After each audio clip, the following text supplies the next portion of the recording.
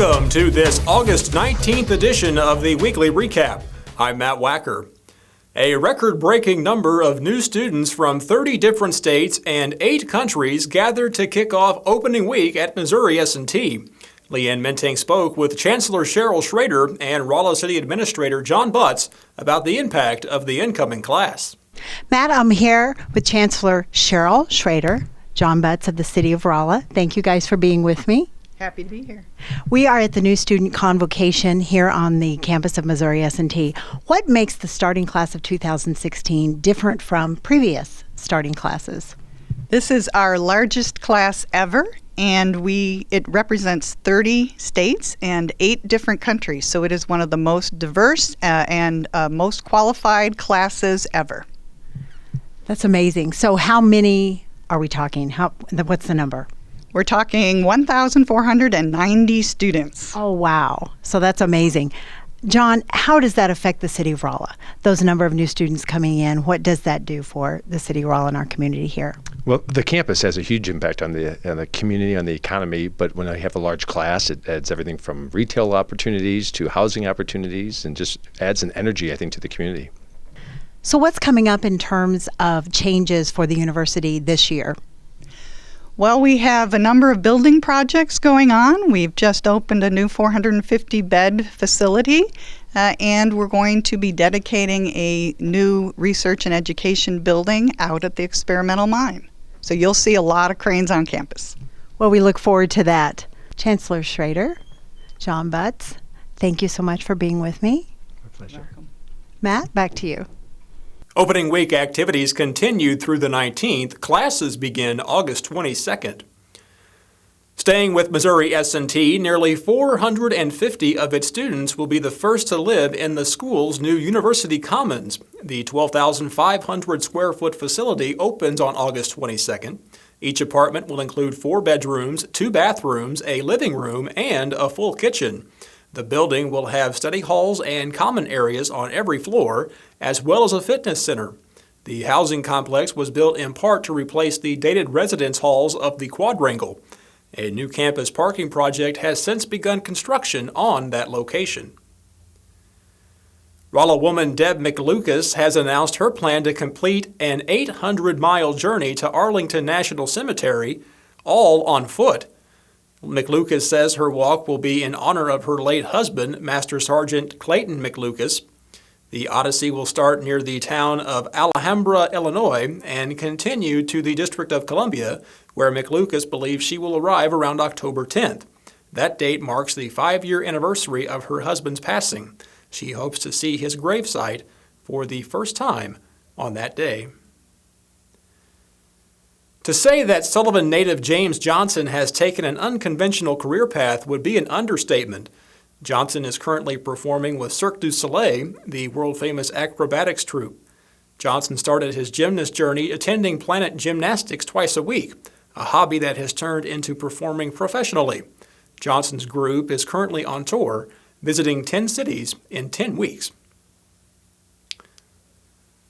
Regular viewers may remember Chase Butler, a Rolla fireman who saved a St. James woman from a house fire in January. Butler was coming off a 24-hour shift when he noticed smoke coming from the house and alerted the people inside. Butler has now received the Fire Safety Commendation Award and Medal for his actions, which was presented by the National Society of the Sons of the American Revolution Ozark Patriots chapter. According to Jay Nixon's office, Missouri state parks reached record-high attendance in 2015, up nearly 30% from 2008. Leanne Menting gives us a closer look at the newest park in an expanding system. Matt, I'm here at Echo Bluff State Park, Missouri's newest state park. We spoke with the general manager of the park to find out what's going on here. I'm here with Renee Greenshields. She's going to tell me a little bit about the newest state park. So how was opening weekend on the 30th and 31st of July, Renee? Opening weekend was fantastic. We had the governor here for the grand opening. He did a ribbon cutting ceremony, had tons of people, a great crowd for the day. It was a beautiful day. Sounds great. What makes Echo Bluff different from all the other Missouri state parks? Echo Bluff State Park is the only park that's on the Sinking Creek. Our Sinking Creek runs into the Current River. So we're about 10 degrees warmer than the Current River. So a lot of other parks are on the colder waters. We have a little bit warmer water for swimming and fun activities. We also have a full-service lodge with catering abilities. We can do weddings, family reunions, corporate events. We have all of those capabilities here in the lodge. And then we have an awesome campground with sewer, electric, and water, so that's a huge thing when you're an RVer. Or for those who like to be rustic, we have the wilderness campground back in off the campground site, and we have wild horses here. Well, that's interesting. Renee, what advice would you give to people who want to get down here? They want to stay in the lodge or camp? Sure, we can help you with that. You can just call our front desk, and they'd be happy to help you with those reservations. Or you can also go online to our website at echobluffstatepark.com, and you can do lodging here in the hotel or the lodge or the campground. Either one, they're online. Okay, thank you so much. You're welcome. Matt? The 410-acre state park is located in Shannon County near Eminence. Just an FYI, prepare yourself for the long and winding road leading to it. The Department of Conservation is currently facing an odd situation at White Range Lake near West Plains. The lake has been leaking since 2006, and in May of this year, holes began forming near the lake's dam. As a result, the Conservation Department is allowing the lake to drain. MDC is currently waiting on soil samples to determine the next course of action, which will involve requesting emergency funding to complete repairs, which may not take place until 2017. It's now time for your favorite road warriors. Here are Ben and Jake with this week's On the Road.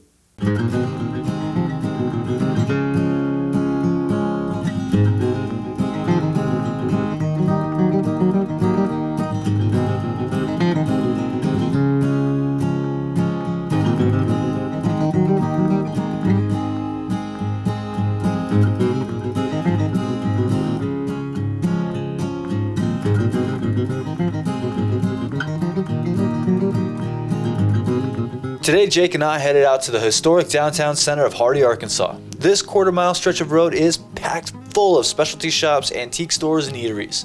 Even on this rainy August day, hold on a second here. Let me see. Yeah, I think we got some foul footage. That's better. Here on this beautiful day, we couldn't wait to hit the town. Our first stop was to an antique store on the edge of the strip called the Cozy Nook. I have to tell you, to me there's no better store than the one that has a surprise on every shelf. Here at the Cozy Nook, we found all sorts of treasures. Just a few examples: this vintage Louisville slugger, woodwork from local artists, and go to the front of the counter and find some Native American artifacts. But most stunningly is this effigy that bears a prominent resemblance to those excavated from the Ottawa Indian mounds. This particular piece was discovered in Alabama and later confirmed to be from the Mississippian period. We also found this Edison phonograph. It's basically a 100-year-old MP3 player that will likely outlast any electronics in our pocket today. Next stop is the Bear Bluff Craft Mall. If you're looking for local artistry or just want some good creative vibes, stop by here. This store has wonderful displays of upcycling. That's using old and discarded materials to create something new and visually attractive. There's an array of antiques there as well. I found myself getting ideas from the works around me and then trying to find my own project piece. Furthermore, I have to admit this store is stuffed full of those conversational pieces that could easily be the highlight in any room of your home. Time starts to fly once you're strolling through downtown, and sooner rather than later, it's time to get something to eat. Now, there are a wealth of options available. We happened to stop by the highly recommended Cruisers. Once we stepped inside, we were immediately taken by the live music during a Saturday afternoon. Looking around, even up on the ceiling, you just can't help yourself but smile and take it all in. Now, if you think this is just a burger joint, you're mistaken. Recent specials included Mom's Chicken Spinach Alfredo Lasagna, a Shrimp Po' Boy, and a loaded taco salad. Let's face it, after eating, or even in the middle of a shopping spree, you're gonna need a pick-me-up at some point. Leaves and Beans Coffee and Tea Shop is where you need to go. Period. These prices are so reasonable and the product's so good, you'll want to pack up the store and take it home with you. Need some more convincing? I have these words for you. Homemade pie. Real homemade pie. Blend that with its quaint setting and it's the perfect spot to recharge the batteries before heading back out there. After some much needed coffee, we visited Hardy Pottery. This building is one of the oldest in Hardy, constructed in 1897. Going inside, you'd never believe it. The store is flooded with natural light, and it's just truly a nice place to be. Guys, if you're looking for that gift for that special someone, you have to come in here. You have unique, one-of-a-kind pottery made in-house. Now, I have no great love for pottery, but I just couldn't help myself and admire the craftsmanship that goes into these pieces. This is a store that you'll walk through and just want to turn around and go through it all over again. Hardy Pottery is on my list of places to visit each time I come through town. Now ladies, if you're looking to update your wardrobe, you need to stop by Jade's Boutique. Now I'm not going to pretend that I have this vast knowledge of women's fashion, or really even any clue at all. However, looking around and speaking with the staff, I would use these words to describe the selection available here: distinctive, charming, and comfortable. Its selection is really a direct reflection of Hardy itself, a distinctive small town with a charm all of its own, accompanied by pleasant, good-hearted residents that make you feel as comfortable as if this were your hometown. And with that, back to you, Matt. 63-year-old Walter Lee Stewart of West Plains has been charged with first-degree murder.